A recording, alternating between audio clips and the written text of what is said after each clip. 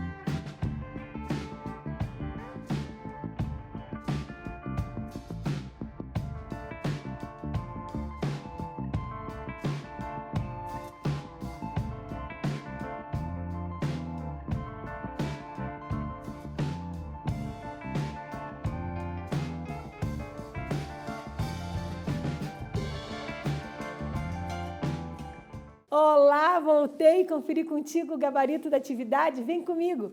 Eu te pedi na letra A, que tipo de poema é este pela divisão apresentada? Vamos retomar aqui a divisão, a professora mostra. Um quarteto, outro quarteto. Um terceto, outro terceto. O que eu tenho? Soneto, muito bem. Então, acertou quem falou soneto. Porque são justamente, você viu ali, ó, 2 quartetos e 2 tercetos. O título do poema, As Pombas, já traz uma antecipação do tema. Qual é o tema inicial do poema? Então, vamos voltar aqui, ó. Vai-se a primeira pomba desperta, vai-se outra, mas outra, enfim, dezenas das pombas vão-se dos pombais. Apenas raia sanguínea e fresca a madrugada. Então, eu já olho aqui que acontece o quê? Uma descrição do revoar das pombas. O tema inicial do soneto é o revoar das pombas. Percebeu? Ótimo. A atividade 2. Os 8 primeiros versos são basicamente ilustrativos da movimentação das pombas. Explique como essa movimentação se inicia e como ela termina. Retomando aqui, ó, a movimentação das pombas. E à tarde, quando a rígida nortada é o vento, né? Forte. Sopra os pombais de novo, elas serenas, ruflando as asas, quer dizer, abrindo e batendo as asas, sacudindo as penas, voltam todos em bando em revoada. Então, bem como está na imagem aqui, ó, o ruflar das asas. Isso que significa ruflar.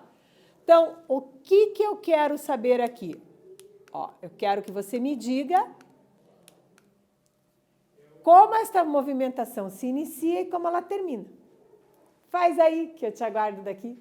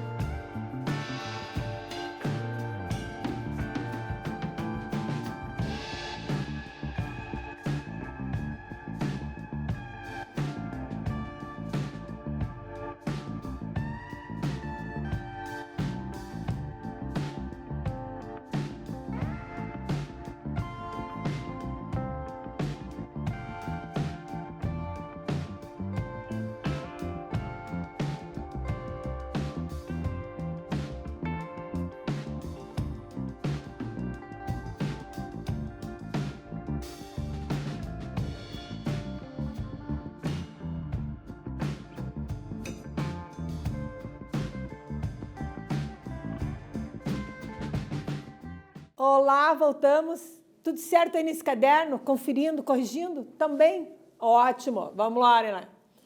Como a movimentação se inicia? Então, aqui no poema, a movimentação se inicia com elas despertando, indo de madrugadinha, né? E retornando, ó, em bando. Então, o retorno, né, mostra o quê? O bando conjunto para o ninho. Então, você poderia sintetizar a sua resposta mais ou menos assim. A movimentação das pombas no poema se inicia com o despertar dos animais, raia sanguínea da madrugada. E depois, o voo em conjunto para o exterior. Então, elas vão passear. E voltam, retornam em bando, ó, pus na imagem aqui todas juntas, para o ninho. Quando que elas voltam? Quando está frio, na rígida nortada. Beleza? Vamos embora! Atividade 3, só para os seus olhos, claro. As pombas, nos versos parnasianos analisados, trazem também à tona o quê? A efemeridade da vida, o sentimento de transitoriedade do tempo. Então, que outro significado pode ter isso? Faz aí, que eu te aguardo aqui.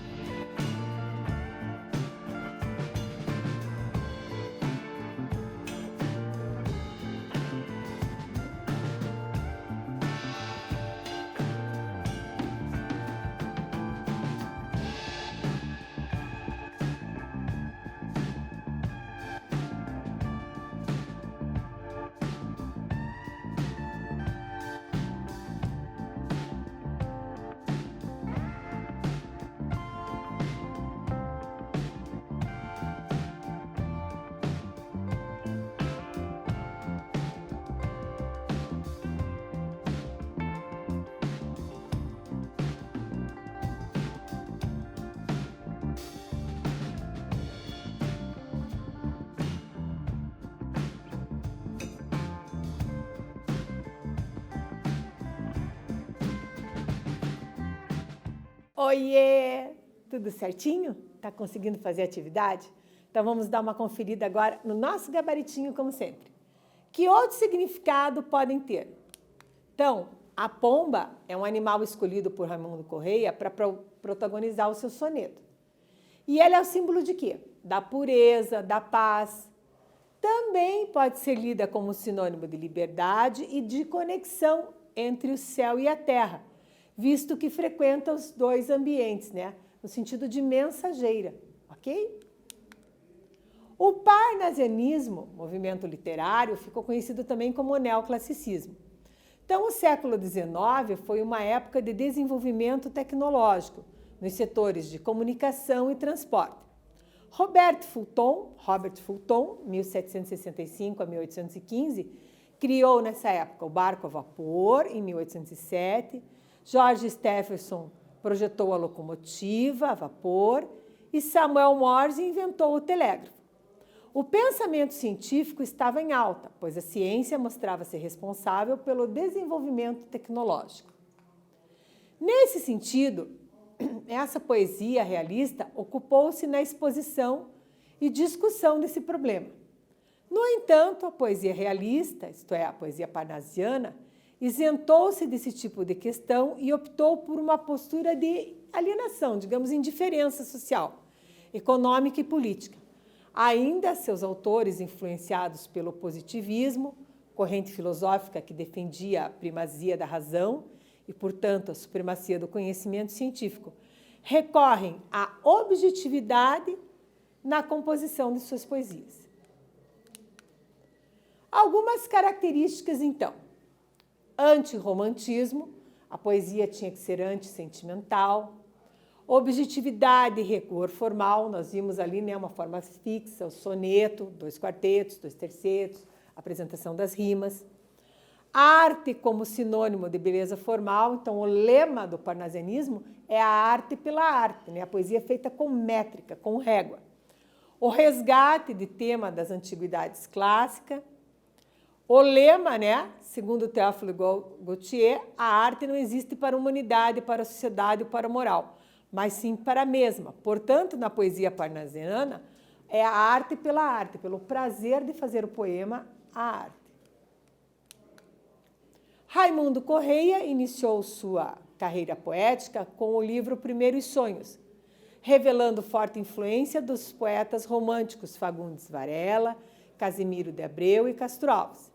Em 1883, com o livro Sinfonias, assume o parnasianismo e passa a integrar, ao lado de Alberto de Oliveira e Olavo Bilac, a chamada Tríade Parnasiana, ok? Então, temos aí a Tríade Parnasiana.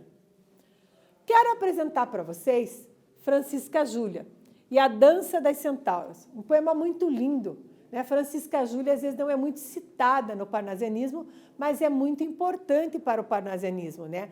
É uma voz feminina no parnasianismo.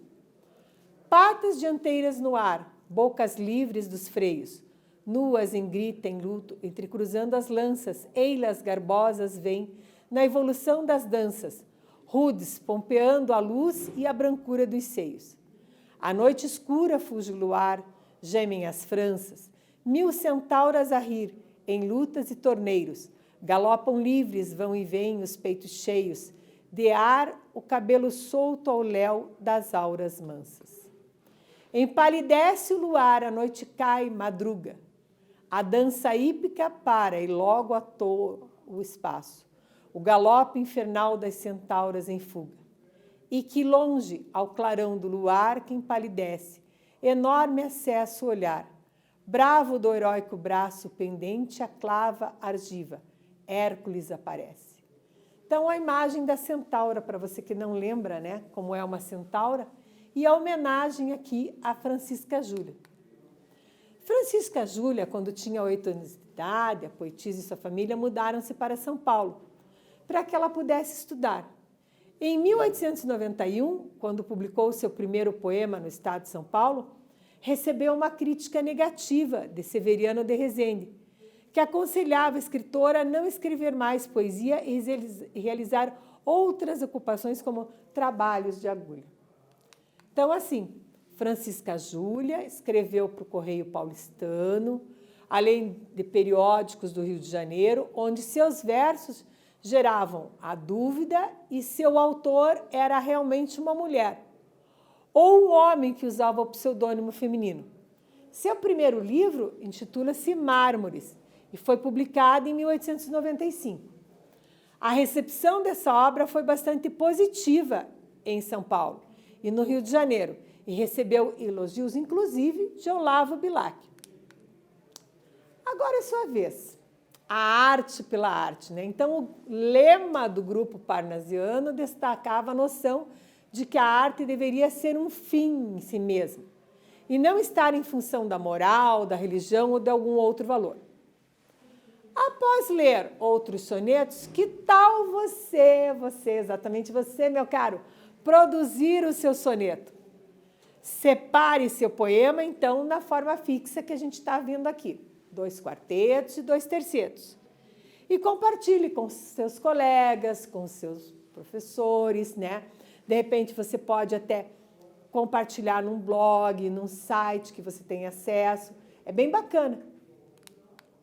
O que aprendemos?